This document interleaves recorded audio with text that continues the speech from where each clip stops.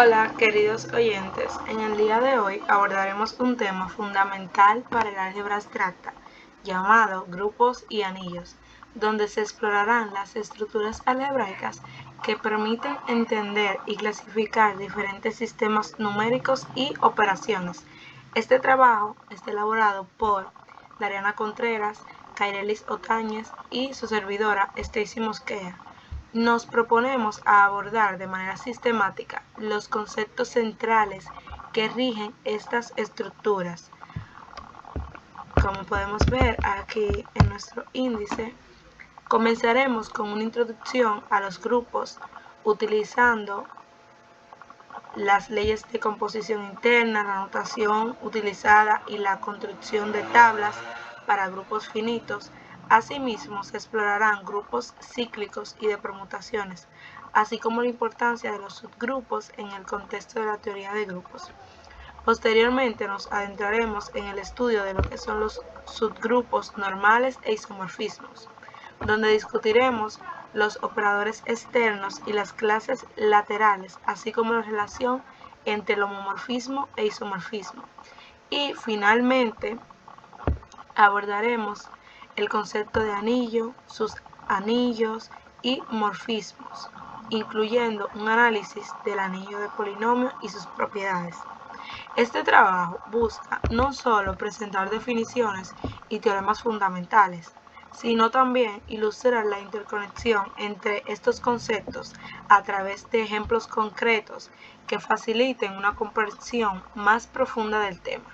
Con ellos esperamos contribuir al fortalecimiento del conocimiento sobre lo que son las estructuras algebraicas, que son tan esenciales en diversas ramas de las matemáticas y su aplicación en otras disciplinas. Su servidora Stacy estará abordando el tema de grupos, pero antes de adentrarme a lo que son los grupos, primero debemos de tener una definición acerca de lo que son las leyes de composición interna. Aquí en este trabajo ustedes encontrarán diferentes definiciones con ejemplos, pero yo le voy a estar puntualizando un poco acerca de cada tema. Lo más importante, o lo que ustedes deben entender de las leyes de composición interna, es que estas son operaciones que se realizan dentro de un conjunto que cumplen ciertas propiedades. En el contexto de teoría de grupos, una ley de composición interna es una operación binaria, ejemplo, como la suma o la multiplicación, donde se toma dos elementos del grupo y produce un tercer elemento llamado o también encontrado dentro de este mismo grupo. Aquí con estos ejemplos se darán cuenta que toma dos elementos del grupo y este produce un tercer elemento que también está dentro de ese mismo grupo. ¿Pero qué es un grupo? Porque me imagino que ustedes harán la pregunta escuchándome hablar acerca de grupo y grupo. Bueno, un grupo es un conjunto junto con una operación binaria que combina dos elementos para formar otro elemento dentro del mismo conjunto. Pero para que sea considerado un grupo debe de cumplir las siguientes propiedades. La primera es que sea cerrado, que si está en ejemplo, si tenemos un conjunto G, si A y B está en G, entonces A operado con B también debe de estar en G. Debe de tener la propiedad asociativa, elemento neutro y elemento inverso. Bien, esto ustedes tienen algunos ejemplos donde podrán ver de manera esquematizada lo que les estaba explicando. Vamos a ver algunos tipos de grupos. El primero es grupos finitos y construcción de tablas. Un grupo finito es un grupo que tiene un número finito de elementos. Para estudiar grupos finitos se pueden construir tablas, como lo pueden ver aquí. Estas tablas tienen un nombre llamada Cayley, que son tablas que muestran cómo se combinan los elementos del grupo bajo la operación del grupo. en estas tablas ustedes observarán que las filas y las columnas representan dos elementos del grupo y el cruce de filas y columnas da como resultado el producto de esos dos elementos. Aquí ustedes pueden ver, ejemplo, que E operado con E da E, E operado con A da A, E operado con B da B, y así sucesivamente. Si estudian esta parte, podrán entenderme un poquito lo que les estaba explicando. Dentro de los grupos hay un tema muy importante que son la notación. ¿Qué es la notación? Bueno, la notación realmente, el propósito de esta es simplificar la escritura.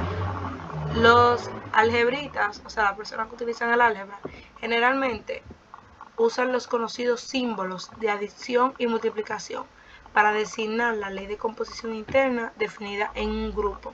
Se usa el símbolo de más para los grupos abelianos, reservando la notación de producto para cuando se hace referencia a grupos que pueden o no ser abelianos. Si se usa notación aditiva, en lugar de escribir A operado con B, se escribe A más B, y en este caso el inverso de A se nota menos A. En general se expresan como esto que ustedes pueden ver aquí, y también se puede reescribir de esta manera. Aquí tenemos un ejemplo con números. Si tenemos ejemplo en Z4, con la suma, esta operación decimos que 2 más 2 más 2 más 2 es lo mismo que yo diga 5 por 2. ¿Qué pasa? Al yo decir 2 más 2 es igual a 4, pero como estamos en Z4, eso me va a dar 0. Lo mismo aquí, 2 más 2 me dará 4, pero es igual a 0 porque estamos en Z4. El 2 lo bajamos igual y tendríamos un resultado de 2. Sería lo mismo que yo diga 5 por 2 es igual a 10, y como el 4 cabe 2 veces dentro del 10, me daría un resultado de 2. Aquí ustedes van a ver más ejemplos, también con la potenciación y demás, pero deben estudiarlo para que me entiendan. Estoy tratando de puntualizar cada uno de los temas. El siguiente punto es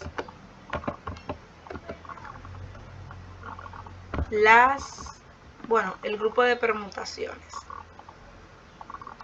Estos son grupos cuyas operaciones consisten en permutar los elementos de un conjunto finito. Aquí podemos ver que dentro de las permutaciones, con el análisis de la simetría y en particular con las del triángulo equilátero, desde el ángulo de la geometría, dos figuras son congruentes si al ser superpuestas coinciden en cuanto a forma y tamaño. Las congruencias permiten la posibilidad de hacer coincidir una figura consigo misma a través de algunos movimientos que la dejan invariante. Un caso especial es el de la simetría para los triángulos.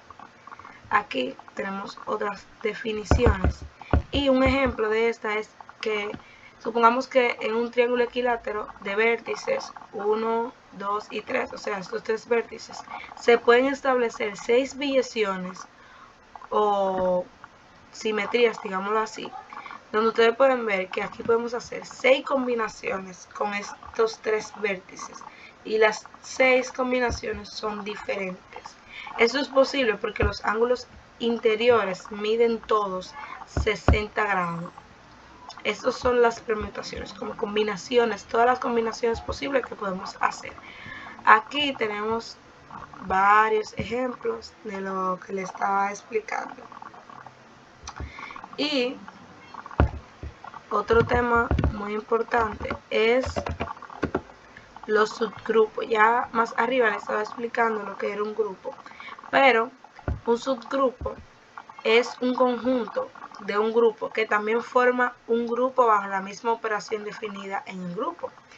Para que un conjunto sea considerado un subgrupo, debe de cumplir 3 cosas. Lo primero es ser no vacío, ser cerrado bajo la operación del grupo y contener los inversos de sus elementos. Aquí tenemos algunos teoremas y algunas definiciones que lo ayudarán a entender un poco acerca de lo que les expliqué. Y por último, pero no menos importante, de este tema de los grupos tengo los grupos cíclicos. Este tipo de grupo es un grupo especial porque puede ser generado por un solo elemento. Esto significa que todos los elementos del grupo pueden ser expresados como potencia en caso de la multiplicación o expresado en sumas múltiples en caso de la adición. Aquí le dejé varias definiciones y algunos ejemplos más concretos donde ustedes podrán entender un poco más acerca de lo que son los grupos cíclicos. Hasta aquí fue mi participación. Los dejaré con mis compañeras para que puedan ir adentrándose y enamorándose un poco más acerca de lo que es el álgebra lineal. Muchas gracias. Hola, por aquí Dariana Contreras Rosario, y a continuación estaré presentando los contenidos de la unidad 2 del trabajo sobre grupos y anillos. Esta unidad está titulada como subgrupos normales e isomorfismo. En esta unidad se abordarán conceptos fundamentales en la teoría de grupos que nos permiten entender cómo descomponer estructuras matemáticas complejas y a su vez cómo analizar sus propiedades. Entre los temas principales se encuentran los grupos con operadores externos, el producto de las partes de un grupo, los subgrupos, las clases laterales, los subgrupos normales y los homomorfismos, y a su vez los isomorfismos. Como primer subtema tenemos grupo con operadores externos, y dice que un grupo con operadores externos es un grupo dotado de una ley de composición externa que permite asociar elementos de un conjunto externo con los del grupo. Por ejemplo, veamos cómo el grupo de los abelianos se puede convertir en un operador externo del grupo si tenemos, por ejemplo, el grupo G con la suma y tenemos como operador los enteros para cada n perteneciente a Z y cada que pertenezca a G. Tenemos que n multiplicado por A será la cantidad de veces por la que está siendo multiplicado A. O sea, si imaginemos que n es 2 veces, pues A se va a sumar 2 veces. Ok, ahora vamos a hablar acerca de los productos de las partes de G. Sea un grupo PG, el conjunto de las partes de G se puede definir como una operación en PG inducida por la ley de composición interna de G en la siguiente forma. Si A es un subgrupo de G, B es un subgrupo de G, son dos conjuntos no vacíos, se convierte en definir el producto de A por B mediante la igualdad A por B es todo X, tal que X es igual a A por B, A perteneciente al conjunto A y B perteneciente al conjunto B. Ahora vamos a hablar acerca de los subgrupos. Tenemos como definición la siguiente: un subconjunto H de un grupo G se llama subgrupo si H es un grupo por derecho propio con la misma operación. Ahora vamos a hablar acerca de las clases laterales. Como conceptos previos, podemos destacar que si un grupo G se puede particionar en celdas de modo que la operación inducida esté bien definida en cada una de las celdas y el conjunto formado por la celda tenga una estructura de grupo, entonces sea B la celda que contiene la identidad, se sabe por el teorema siguiente que B es un grupo de G. Teorema 1. Si un grupo G se puede partir en celdas donde la operación inducida está bien definida y si la celda forma un grupo bajo esta operación inducida, entonces la celda que contiene la identidad de G debe ser un subgrupo de G. Sea B otra celda que contiene un elemento A perteneciente a G.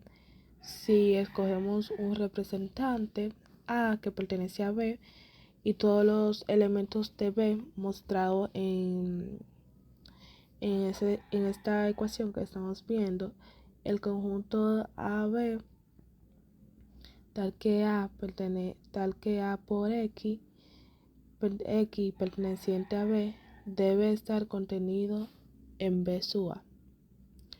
Lo anteriormente descrito hace referencia a que A por B son las clases laterales de un subgrupo B como su índice E. Las clases laterales derechas tenemos como definición CAH un subgrupo del grupo G y sea A un elemento del grupo G. La clase lateral derecha de HA es H en G, es el conjunto de H por A, tal que H pertenece al conjunto de H. Es decir, H por A es igual a H por A, tal que H pertenece al conjunto H, lo que acabamos de decir. Y en las clases lateral izquierda tenemos que, si como ejemplo, que consideremos que el conjunto de los números enteros Z, que como sabemos tiene una estructura de grupo con operación suma, vamos a descomponer esta clase de conjunto entre su conjunto de la forma que cada elemento de Z esté en uno solo de los subconjuntos, lo cual se denomina subgrupos normales. En álgebra lineal, un subgrupo normal de un grupo de matrices es un subgrupo especial que cumple una condición adicional. Las clases laterales, izquierda y derecha de cualquier elemento del subgrupo con respecto a cualquier elemento del grupo principal coinciden. En términos más simples, si tenemos, por ejemplo, un grupo de matrices G y un subgrupo H es normal en G si al multiplicar cualquier elemento de G por un elemento de H a la izquierda o a la derecha obtenemos el mismo conjunto de matrices. Ok, ahora estaremos viendo el tema de los homomorfismos de grupo. Un homomorfismo de grupo es una función especial entre dos grupos que preserva la estructura del grupo. Es decir, esta función respeta la operación definida en ambos grupos. Como definición formal tenemos que si sean G y H dos grupos, una función f que va de G a H se llama homomorfismo si para todo A y B en G se cumple que A operado con B es igual a f de A operado por f de B. Ya por último, hablemos acerca de el isomorfismo. En términos simples, un isomorfismo es una correspondencia biyectiva 1 a 1 y sobre, es decir, que es inyectiva y sobreyectiva entre dos grupos que preserva la estructura de grupo, es decir, es un homomorfismo que además es biyectivo. Como definición formal tenemos que sea G y H dos grupos, una función f que va de G a H es un isomorfismo si cumple las siguientes condiciones. Es homomorfismo, es decir, que la f de A operado con B es igual a f de A operado por f de B para todo A y B en G. Y también cumple la biyección, F es tanto inyectivo como sobreyectivo.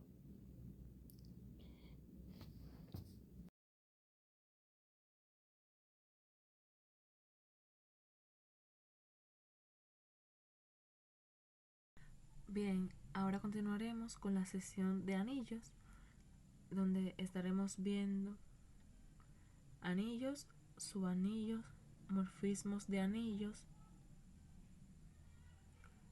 ideales y anillos de polinomios. Ok, ¿qué son los anillos? Los anillos son estructuras algebraicas que generalizan los números enteros, los números reales y las matrices, entre otros contextos. En un anillo se tienen dos operaciones binarias, una suma y una multiplicación, que satisfacen las propiedades habituales, como la asociatividad, la conmutatividad y la distributividad. Además se tienen dos elementos principales, el elemento neutro aditivo, que es el 0, y el elemento neutro multiplicativo, que es el 1. Bien. Tenemos una definición aquí que dice: un anillo A es un conjunto A dotado de dos operaciones binarias, una suma, tenemos A y B, solo si A más B, y una multiplicación, A y B, solo si A por B, que satisface los siguientes axiomas. Primero, axiomas relativos a la operación suma y que establecen que A, el conjunto A, con la suma es un grupo abeliano. Dice que para cada AB en el conjunto A más B es igual a B más A. A esto se le llama conmutatividad de la suma. Para cada A y B, A, B y C, si tenemos agrupado A más B más C es igual a A más la agrupación de B más C, esto es la asociatividad de la suma. Existe un elemento 0 que pertenece al conjunto A, tal que A más 0 es igual a A más 0, que esto es igual a por cada A en el conjunto. Esto es el elemento neutro para la suma. Nos dice también que por cada A perteneciente al conjunto A, existe B que pertenece al conjunto, tal que A más B es igual a B más A, esto es igual a 0. Eso se le llama existencia de un opuesto para la suma. Segundo, tenemos axiomas relativos a operación multiplicación. Existe un elemento 1 que pertenece al conjunto A, tal que 1 por A es igual a por 1, que esto es igual a A por cada A perteneciente al conjunto. Esto es el elemento neutro para la multiplicación. Para cada A, B y C en el conjunto A, tenemos agrupado A por B por C, eso es igual a A por la agrupación de B por C. Asociatividad. Hay un axioma que relaciona la suma y la multiplicación para cada A, B y C en el conjunto A. Si tenemos A por B más C, eso es igual a A por B más A por C. Y B más C por A, eso es igual a B por A más C por A. Eso es la multiplicación. Dice que la multiplicación es distributiva respecto a la suma. Y ya por último, para cada A y B en el conjunto A, A por B es igual a B por A. Esto es la conmutatividad. Bien, veamos este ejemplo. Dice que como ejemplos básicos de anillos conmutativos bien conocidos, si mencionamos el anillo Z de los enteros, los anillos cocientes Z, tal que NZ, para n mayor o igual que 1, los cuerpos Q de los números racionales, R de los números reales, C de los números complejos, el anillo el anillo K de X de polinomios en una indeterminada X con coeficientes en un cuerpo o anillo conmutativo. Bien, veamos ahora anillo de matrices. Ok. Veamos esta definición que dice sea A un anillo, un elemento no nulo. A del anillo A se llama divisor de cero si existe un elemento no nulo B en A, tal que A por B es igual a 0 o B por A es igual a 0. Bien, supongamos que A tiene una identidad 1 diferente de 0. Un elemento U de A se llama unidad en A si existe algún B en A tal que U por B es igual a B por U, que eso es igual a 1. El conjunto de unidades en A se denota por A. Veamos este ejemplo que dice el anillo Z de los enteros no tiene divisores de 0 y sus únicas unidades son más o menos 1. Es decir, Z elevada a la X igual a más o menos 1. Nótese que todo entero no nulo tiene inverso en el anillo Q, por lo que la propiedad de ser unidad depende del anillo en el que se vea un elemento. Esa definición dice un anillo conmutativo con identidad 1 diferente de 0 se llama un dominio de integridad si no tiene divisores de 0. Continuamos con subanillos. Un subanillo B de un anillo A es un subgrupo de B de A para la suma, que contiene 1 y es estable bajo la multiplicación, de modo que las leyes de A dotan a B de la estructura de un anillo, admitiendo los mismos elementos neutros 0 y 1. La intersección de cualquier familia de subanillos de un anillo A es un subanillo de A. Sea A un anillo y sea B un subconjunto de A.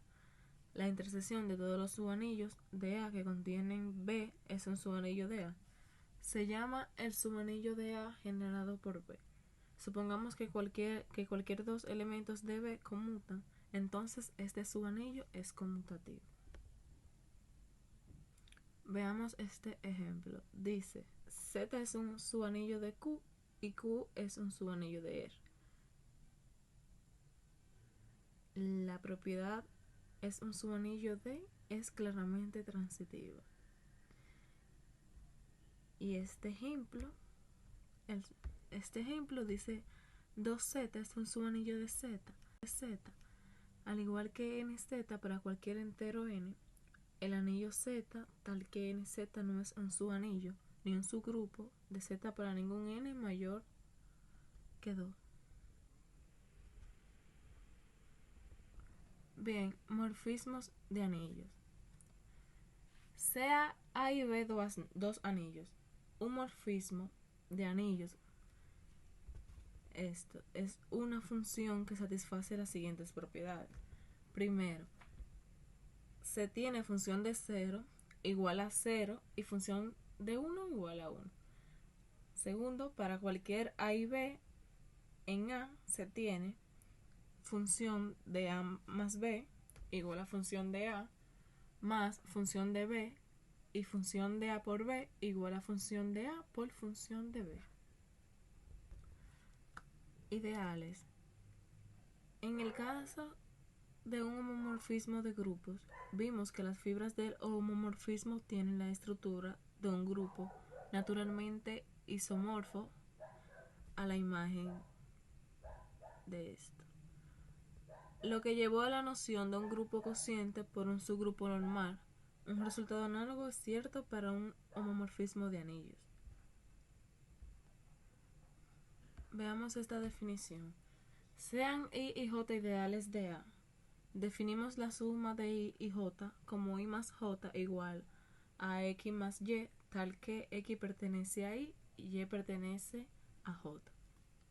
Definimos el producto de I y J denotado por IJ como el conjunto de todas las sumas finitas de elementos de la forma X por Y con X pertenece a I y Y pertenece a J.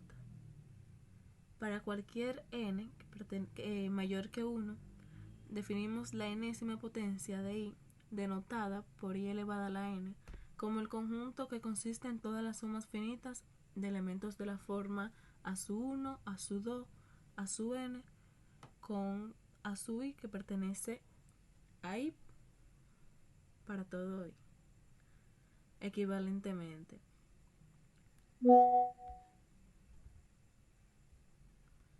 veamos este ejemplo que dice sean i igual a 6z y j igual a 10z en z, o sea, en los enteros.